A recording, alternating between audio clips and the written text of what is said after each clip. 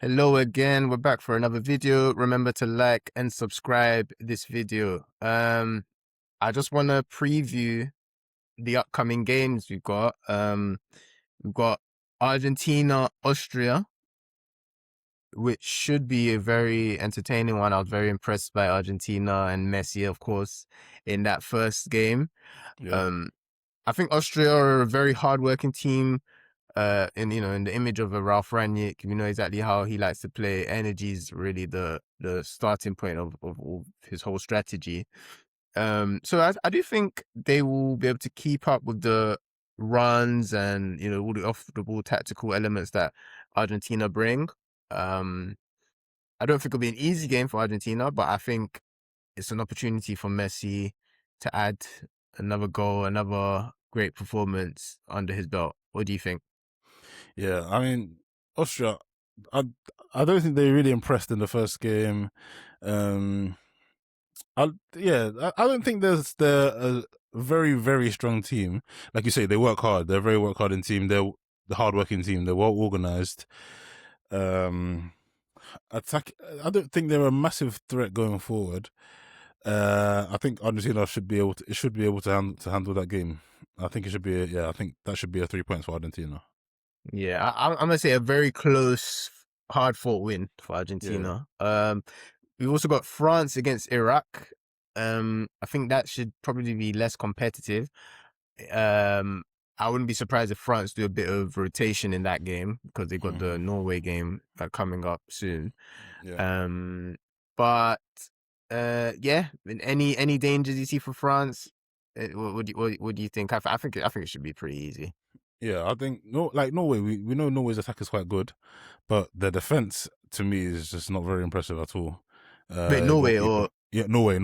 oh Norway? Oh, okay. But yeah, Yeah, but yeah, yeah. but so for the Iraq game, do you think Oh, sorry, the Iraq game. yeah, Yeah, I don't see too much trouble. I mean, France, like you say, yeah, I think they can afford to rotate in this game. I yeah. think they I should I be think okay. Elise, I'm seeing he might play number 10, which he kind Okay, of moved into in the second half. okay. Um, I think that works really well. I think they'll be fine. Maybe Yeah, if Dembele's on the right, he's in number 10. yeah. Whether it's Doué or Barcola on the left should be all good, to be honest. hmm Norway against Senegal though, that's a very tough game. Yeah. Yeah. Well, yeah. So yeah, what do you think about that one? Uh, I mean, for like I said before about Norway, their attack is very strong. Their defense, to me, is not very impressive. I think that Senegal can have a go. This is the thing about I think a lot of African teams they like to give the European teams a lot of respect. I I think there's no reason why Senegal can't push, attack, press Norway, and come out with a fairly decent victory. I agree. I don't see the reason. I Yeah, know man. Haaland. Like Of course, Haaland's a threat, and Haaland's that's physicality is what you always going gotta to be a watch threat. out for. Yeah, You gotta watch and out for his Haaland. but other than that, if I was Senegal, I'd be quite confident that we could make a game of it. Yeah. Yeah, Yeah, Norway do have other good players, of course, Odegaard, yeah, Musa, but I think Senegal have strength and depth in defense, midfield, and attack. They can play more of the ball players if they want. A yeah, lot of them are the younger players, I think, and I have doubts about whether Thiago is actually going to make those calls. yeah. I'd be interested to see Ibrahim Mbaye, who scored against France, and hmm Ndiaye get a chance out wide. Yeah. But Mane is, of course, senior man. It's going to Another one, be tough to, yeah. Ismail Assar. He's another one. He's another one he's been profiled incorrectly as a winger. Like I think we've seen under Glasner. He's somebody that once he's very close to the striker and he can make runs off the striker. He's a very dangerous player. But play him out wide, I don't think you get the best. You don't get the best out of him. Yeah, I He's not think known for it would actually make more sense in a lot of these games to bring on Sarah yeah, and Mane, yeah, because Mbaye and Njai, they're a lot better, more technical players. They're players with, especially at this point in Mane's career, they have more in terms of dribbling ability, yeah, and I think it will help them control the game a little yeah, more. It should depend on the opposition, of course. But I think it shouldn't be a crazy idea to rotate, switch them for different games. yeah, Also,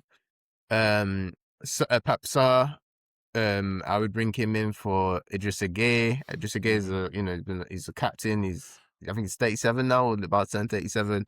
Uh-huh. Had a great career, and I think their record caps the most appearances for Senegal. But he doesn't need to play every game either. No, no, no. Play Pape Gueye as the number 6. Bring in Papsa to play as number 8 with Lamine Kamara, and I think that gives you more control as well. So Absolutely. these are decisions I don't expect the manager to make, but I think they would improve them. And I think that'll be a tough game though. Either way, I could see it being a draw. Yeah. And it will very much decide who goes through potentially. Well, a draw could probably be fine for both clubs as well, for both countries as well. That's what you've got to remember, because if they both got 4 points, they're probably both going through. So I wouldn't be Yeah. surprised by that. Algeria need a win. They're going to be facing Jordan. You'd think they would win. One day? Hmm? One day? I mean, I I mean, don't they know. should. They should. I They should, didn't see right? their first game. Yeah. I don't think I Argentina know. played really well. I don't know any players from Jordan. Right. Doesn't Yeah. mean that they're not. Doesn't mean that they're not a good team. Mm-hmm. I'm not very familiar with the Jordanian players. Yeah. And Algeria, they've over the last few years they've been dangerous in the Africa Cup of Nations. They have good players. They have experienced players that have played at the top level. Yeah. They I still just- have quality, technical ability yeah, throughout the squad. yeah. Mars is still there. They have Mm-hmm. they have different options. They have Amora. They have they have different guys that should be dangerous. I'd expect them to win. Yeah. Portugal, we touched on this in the previous episode, against Uzbekistan. Huge game, potentially huge, because you've got Colombia against Congo. Not sure how that's gonna go, but Colombia against Portugal in the last game is going to be a difficult game for Portugal, so they might need to Yeah. win that Uzbekistan game. Yeah, How do I you think it's going to go? Yeah, they need to win it convincingly.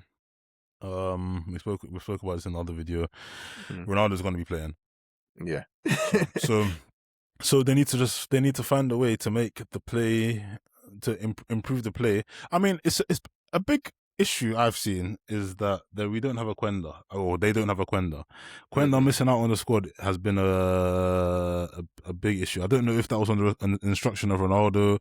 I don't know why they thought that was a smart thing to do, but they're missing them. In order for them to win, they're missing Quenda, and I think if they're not able to change the wing, then you've got to focus on the center. And João Felix, he played with Ronaldo all season. He's very well tuned to the attitude and what is required and how to service Ronaldo, how to get the ball to Ronaldo. So I think this is a game that we'll see what Martinez is actually made of, and see how much he values being victorious in this World Cup. Yeah, that's a good point. Yeah. What is his priority right now in life? But I think, that's a good point you raised about Quenda. I think Fonseca, not as good a player in my opinion, just hasn't got that level of ability of a Quenda, but he's got good technical ability. Mm-hmm. He might offer more, and probably, it's arguable, but at this point, is Bernardo that comfortable out wide on the right? He's like 32 years old. Maybe Fonseca playing on the right would be better, and maybe he plays on the right and then Bernardo plays number 10. That could be another option that could help, rather than João Felix maybe. So they have other options if they do want to switch things around. But as I've said, I would drop Bruno. That if Ronaldo has to start, I'm dropping Bruno. That's what I'm doing. And Colombia and Congo should be a good game. Very interested to see that one. I would favor Colombia just off what I saw from the first game, but Congo will be tough to break down, just like for Portugal. So you still got James is still flying about. Luis Diaz is their key player. Of course, but they got different guys. Luis Suarez, who had a good season for Sporting Lisbon up front. Cucho Hernandez had a great assist for the last Colombia goal as well. A lot of players that I rate have a lot of ability in that Colombia side. And the last ones I want to just touch on to finish off. We got Croatia against Panama. Cool. You'd think Croatia will win that game. Whatever. England against Ghana. Huge game for us, as British-born Ghanaians. This is the type of game, you'd always think this could happen at a World Cup, Yeah, but it might, you could easily go your whole lifetime without it happening, but it's it's finally true. happening. Yeah, Yeah, it's exciting. That's what I would call it. yeah, Um, I'm very happy that Ghana won the first game so that I can watch it a little bit more relaxed. I would be like just so like so it would be so tough to watch a game where we knew that we needed a result against England. But yeah, you know, I want England to do well in this tournament for sure. But in this game, I'm supporting Ghana. A draw would be fine as well, to be fair, because a draw would probably mean England end up winning the group, but Ghana definitely going through. That's yep, also a scenario I'm cool with. So, but I'm supporting Ghana. We need this a lot more than England need it because England will beat Panama in the last game. yep. Do you think we have a chance? It all, to me, it all depends on the manager's selection. I think, like, I don't want to see Jordan Ayew in the lineup. Yeah, I think any player, Brandon Asante, even Inaki Williams. I think if Inaki Williams starts ahead of Jordan Ayew, it'll be better. it improves our chances. Like Jordan, they want to call him the captain. They want to call him. Oh man, listen, it's been good. It's been fine. It's been okay. But I think it's done. I think the time is done. We want to give ourselves the best opportunity against a very energetic, very strong, very dangerous England team. Let's put our best players who are gonna work and gonna put in a shift and gonna we need, this is what we need.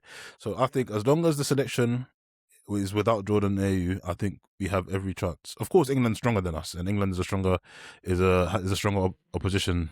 Is a very strong opposition for Ghana, but I think with the correct selection, there's always an opportunity. There's always a chance for Ghana to do something good.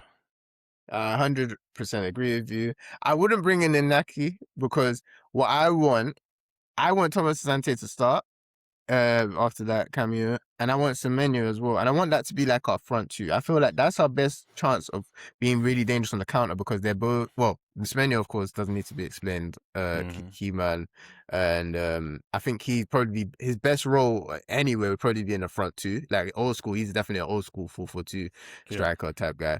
Thomas Sante is also someone who benefits from having someone around him. I don't think he's a low number 9, but he can carry the ball. He's decent enough in like tight areas, compared to like in Naki who needs like space in front of him. And I'm if we could set up in a 4-4-2, I generally think, some people might think, England big team, we have to play 5 defenders, but no, that's just admitting defeat from minute one. We could lose 6-0 like that. This is the issue that I look at with a lot of African coaches. 5 at the back, paying respect to these Europeans, paying respect to the colonizers. Especially when you don't have wing backs. Like you can't just play any random fullback at wing back and think, oh yeah, because time to defend. No, it doesn't work like that.